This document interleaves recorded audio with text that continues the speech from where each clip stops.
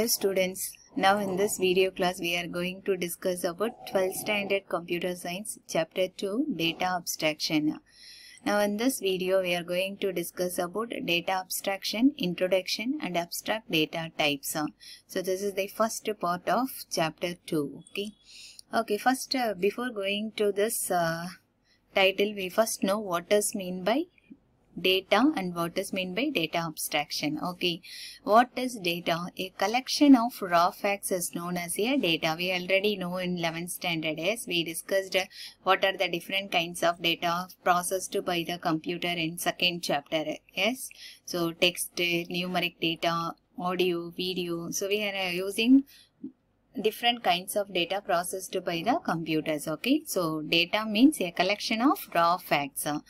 So in this, see this example here, name and age, Ria, Dia, Nia, and then age 16, 16, 18. These two are known as data. Okay, so name and age, these two data are given. If you process this data, you can get the message. Okay, so without processing data, we are not able to convey any messages. Okay, so if you process the data, then that data is changed into the information. Now you can see this example. Ria is 16 years old. Now the data is processed, it gives the meaningful message. Okay, so the collection of raw facts is known as a data. The processed data is known as the information. Okay, now you can see what is data abstraction. So abstraction means processor. Before going to see what process, you first understand why we need a process. Okay, so see this example here, parent and office staff. One meeting is going on, parent and office staff. Okay, here the parents wants to know the student fees details. Then the parent asks to the office staff what is the fees details. Office staff provide all the fee details to that parent. Okay, that same parent want to know the teacher's salary. They never provide because they know what kind of data they provide to the parents. Okay, because they are humans, they know what to do, what not to do. But nowadays, the entire data is stored in computers. Anyone can take data means they create a big problem. So how the computers can handle this process? The office staff work is done by the program controlled by the computers. Okay, so how they can protect your data? The data can be protected by the programs. Okay, so nowadays the entire data is stored in computer. The programs are used how to hide the data and how it implemented is known as abstraction. Okay, so abstraction is the process. So now you can see what is meant by data abstraction. The process of hiding the details and providing access to the required data is known as the data abstraction. We already studied in 11th standard also. Can you able to remember what is meant by abstraction? Hiding the unnecessary detail and provide only the necessary details is known as data abstraction. Okay, so data abstraction is a powerful concept in computer science that allows programmers to treat code as objects. For example, car objects, pencil object, people objects, etc. It take all the things or objects and process that particular objects in different ways. Okay, so when we need this data abstraction, so really when the abstraction concept is needed, so when your project can be done by several peoples. Okay, that is a same project can be done several peoples. Then here the project refers to the programming. Okay, that is a same process can be done by more than one person. Then you must split your process to give it to individuals. Okay, with data abstraction, your group members won't have to read through every line of your code to understand. They can just assume that it does not work. Okay, if for example when you want to build one software, in software companies, the group work only is done. Okay, more than one person is worked for single project. For each project team, they assigned a work. Coding one team can be done, testing and another team can be take place, designing is another team can be take place. The team members concentrate only their works. Designing team, they concentrate only the designing work, and then coding team, they concentrate only how to construct a code, and then testing team, they just test whether it is work correctly or not. Okay, so no need to go through all the members in this team. They want to know all the details on that project. Okay, they know only their part alone. Okay, so this kind of situation is need a abstraction. So abstraction provides modularity. Modularity means splitting a program into many modules. Modularity we already studied. No, modularity means splitting a program. When a program or when a problem is big, then you divide a problem into sub-problems. Each sub-problems is known as a modularity. Okay. So classes in object-oriented programming languages, classes are the representation for abstract data types. We already studied classes. A class comprises of members, data members and their member functions. Okay. Abstract data types. So first we know what is meant by data type. Data type is used to specify what kind of data is stored in the variable.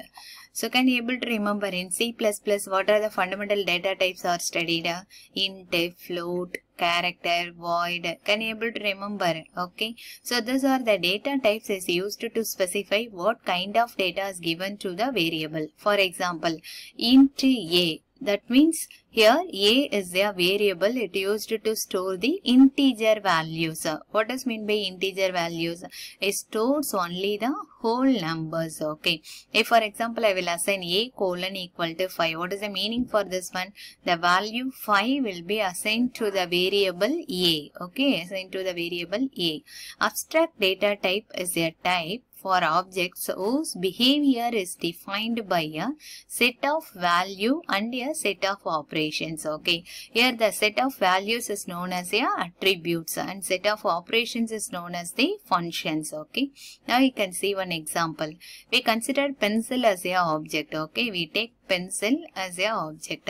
What are the attributes of that pencil having? The length of the pencil, lead thickness, outer color. These are all the attributes of that pencil. And then writing, drawing, shading. These are all known as the functions. It is the functions are writing, drawing and shading. Okay, so these are the functions. These attributes are known as set of values and these functions are known as set of operations. Here we just specify what are the operations you can able to do with the help of this object. Okay, so we are not specifying how these operations can be done. Okay, so how these operations can be done, that cannot be specified. This is known as the abstract data type. Okay. The definition of ADT only mentions what operations are to be performed, but not how these operations will be implemented. We already say one example also, no? When you want to drive a car, you just know how to drive the car. That is how to handle the accelerator and how to turn, how to brake the car. Like that only we know. Okay, no need to know the details about how the engines can work, how the air or how the oil can be supplied from one place to another place. These are all the unwanted details. Okay, so we just know how to operate. If you want to ride a bicycle, we just know how to handle the handbar, how to pedal a cycle, how to stop the cycle, that is how to brake a cycle.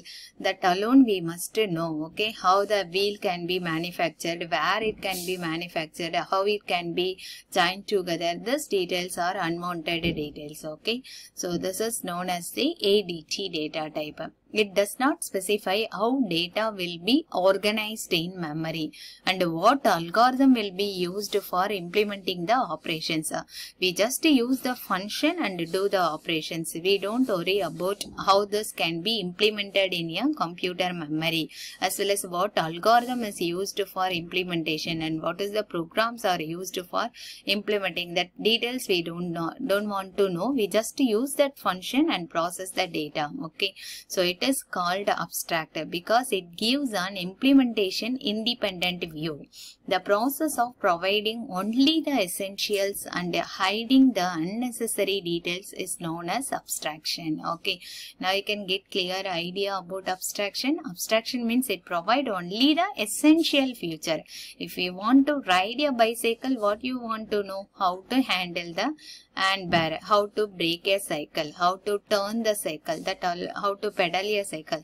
These details alone you know. Okay, you don't want to know the unnecessary, that is where it can be manufactured, how it can be built. So this details no need to know. Okay, so this is known as abstraction. Okay, so different ways are, now you can see how this abstraction data type can be implemented in programming languages. Okay, so there can be different ways to implement an ADT. For example, the list ADT, list abstract data type, can be implemented using singly linked list or doubly linked list. And then stack ADT and queue ADT can be implemented using list. Okay, so there are different types of ADTs, abstract data types are used. This ADTs, how it can be implemented in the programming languages means we are using different method. Now some examples are given here. The list ADT can be implemented in singly linked list or doubly linked list. So linked list is used to store the data in sequence memory locations. Okay, that is it have the link to the next a value stored in the memory. Stack ADT and queue ADT can be implemented using list. Data abstraction replicate how we think about the world.